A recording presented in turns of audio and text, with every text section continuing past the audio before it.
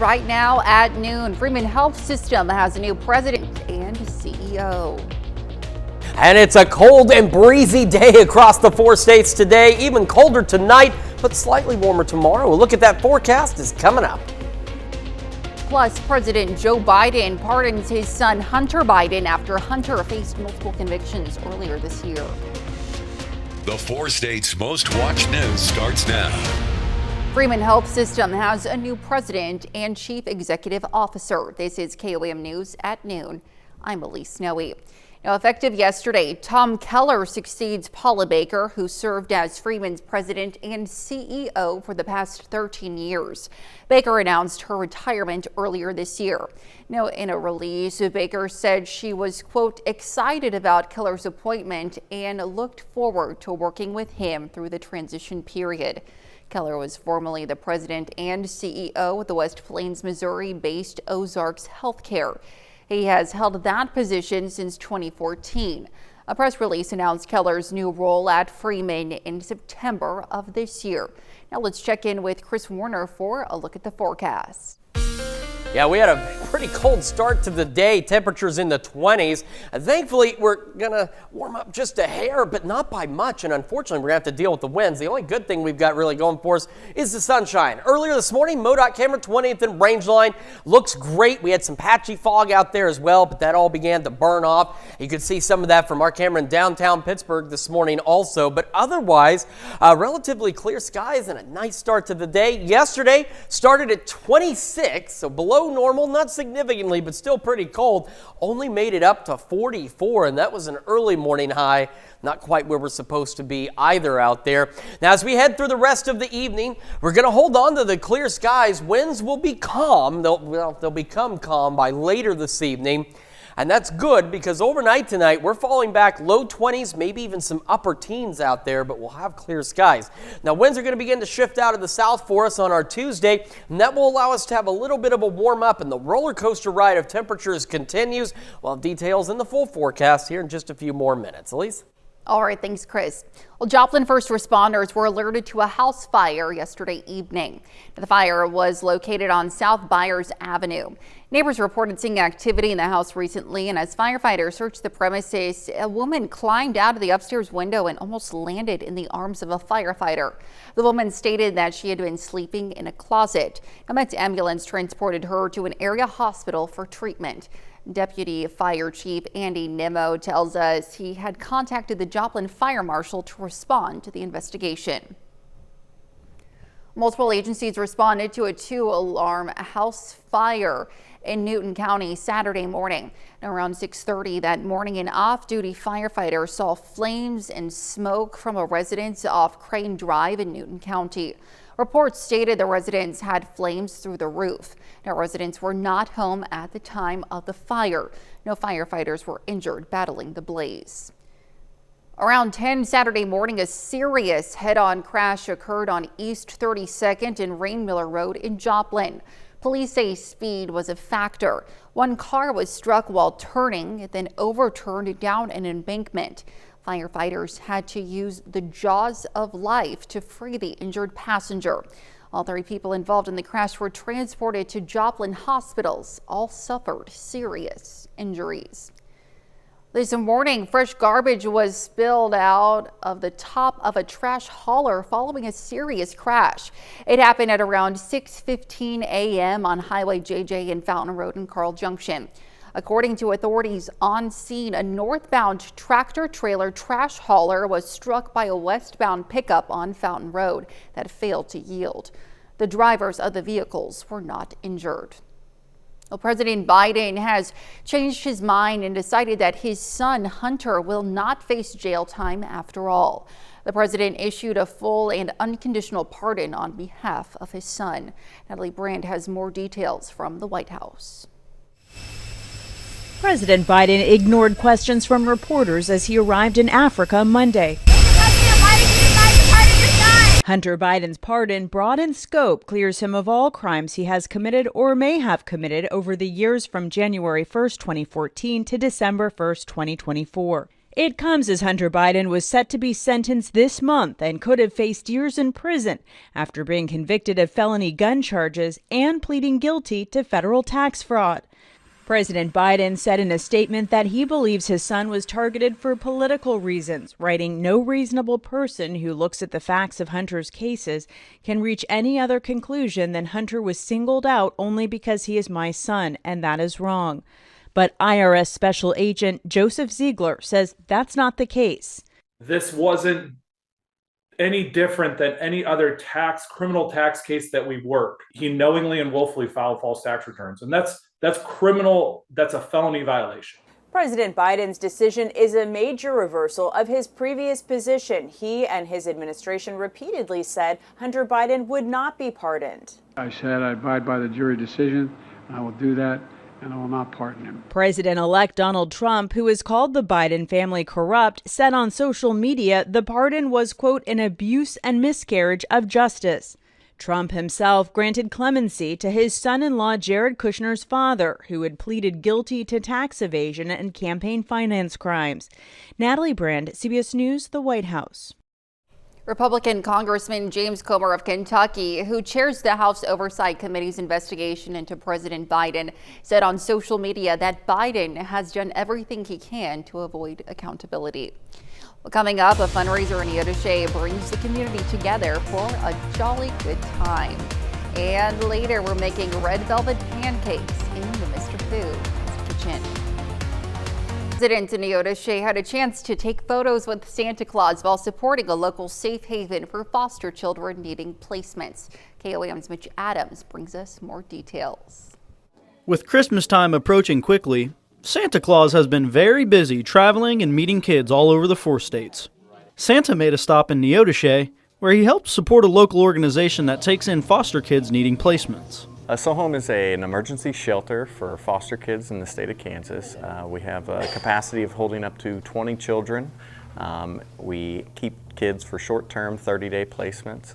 A lot of our fundraising money goes to taking them on outings, letting them have little bit of doses of some normal life that they don't get to experience in the foster care system, along with getting supplies like religious materials, some of their cultural needs, things like shirts, socks, underwear, things that they typically don't even come with. Santa Claus told us why it's important to bring Christmas cheer to small towns and help local organizations. A lot of these small venues doesn't get very much support, so anytime I can come out and support them and we can get the community's support really helps out. Although this fundraiser's goal is to get donations, for SoHome, it's also about ringing in the holidays and getting folks in the spirit. I think during the holidays we get an opportunity to show people that are close to us and how they mean to us and the things that we find important. And I think also Christmas gives us the capacity to give back to a community as well, and to be able to do things like take care of each other in ways that we don't always see every day. So,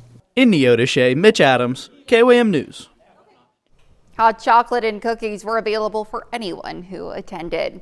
Well, with Thanksgiving over, many people are getting into the Christmas spirit, and that includes in Pittsburgh, where the community came together for a tree lighting ceremony. Now, KOAM's very own Dow Quick was the master of ceremonies for the lighting on Saturday.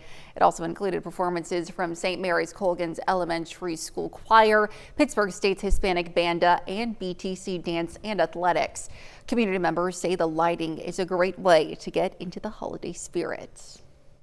The Pittsburgh community deserves to have a community Christmas tree and an opportunity to gather around and have a shared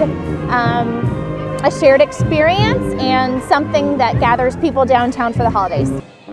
The 20-foot tree will remain lit outside Pritchett Pavilion throughout the holiday season for everyone to enjoy. The Neosho Fish Hatchery hosted its 3rd annual tree trimming open house. The hatchery's Christmas tree doesn't have ornaments, so they allow the community to come in and make fish-themed ones.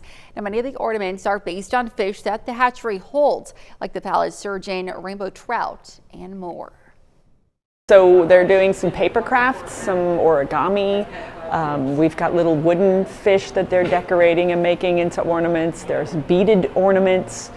They're also decorating fish cars, the fish rail cars, because we are doing a fundraiser where we're trying to get our own fish rail car.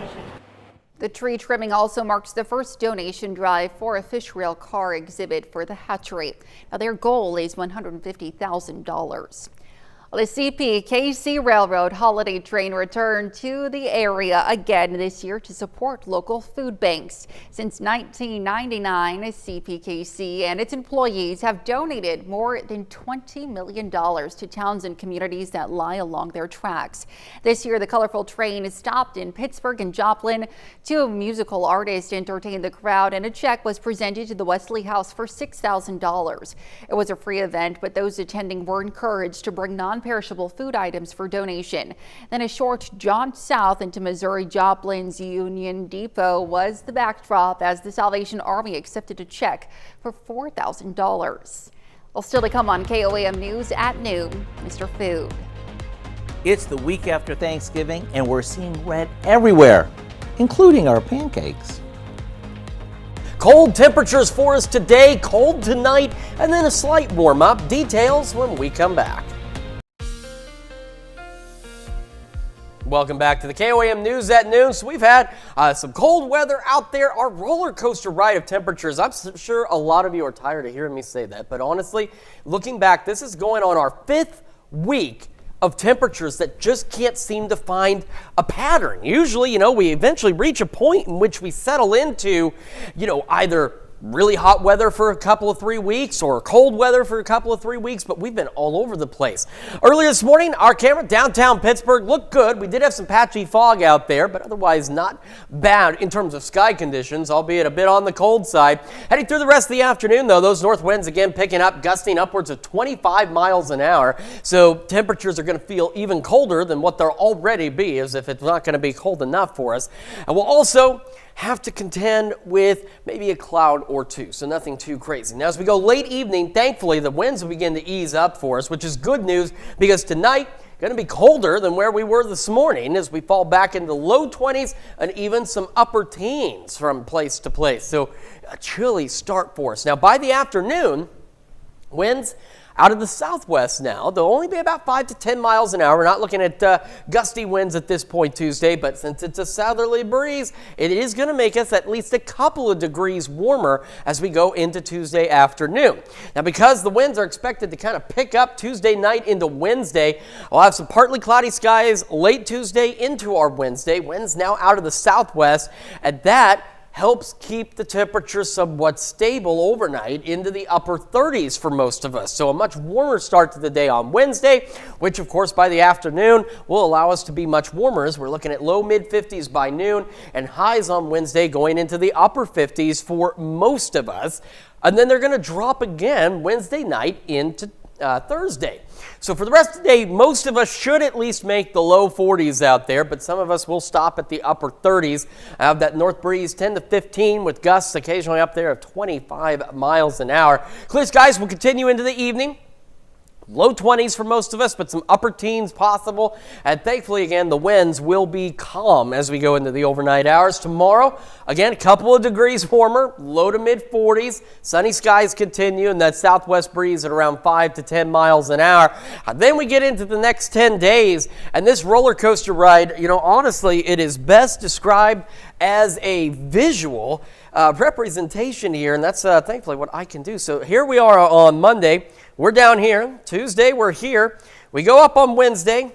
We come back down. Then we're going to go up and up a little more and up even more on Sunday. Then we'll drop a bit. Then we drop a lot into Tuesday and then a slight increase.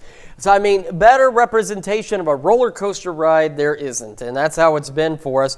We are dry through at least Saturday. Maybe a few early morning isolated showers on Saturday, near 60 by Sunday. Cooler Monday, and then, yes, Tuesday. That is the possibility of a light wintry mix Tuesday morning. We're still several days away from next Tuesday. Of course, a lot of things can change, but just kind of an early heads up, something we'll keep an eye on for you. Otherwise, the biggest story out there is just the fact these temperatures can't seem to make up their mind as to where they want to settle in as we head into December. Elise? All right, thanks, Chris. We'll stick around. We're making red velvet pancakes in the Mr. Food Test Kitchen. We'll be right back. Today, Howard is sharing his recipe for red velvet pancakes in the Mr. Food Test Kitchen.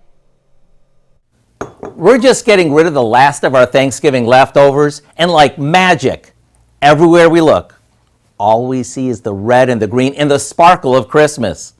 And with Christmas less than a month away, I thought I'd share an idea that you may want to try out in the next week or so that would be perfect for Christmas morning. It's a spin-off on my favorite, red velvet cake.